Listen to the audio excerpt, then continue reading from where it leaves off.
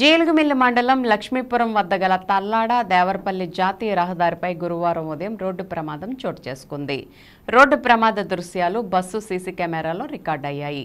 హైదరాబాద్ నుంచి జంగారెడ్డిగూడెం వైపు వస్తున్న ప్రైవేట్ ట్రావెల్ బస్ అతివేగంగా వస్తూ లక్ష్మీపురం మలుపు వద్ద కంట్రోల్ కాకపోవడంతో జంగారెడ్డిగూడెం వైపు నుండి అశ్వారావుపేట వెళ్తున్న లారీని ఢీకొని తర్వాత వెనక వస్తున్న ప్యాసింజర్ ఆటోను ఢీకొట్టింది.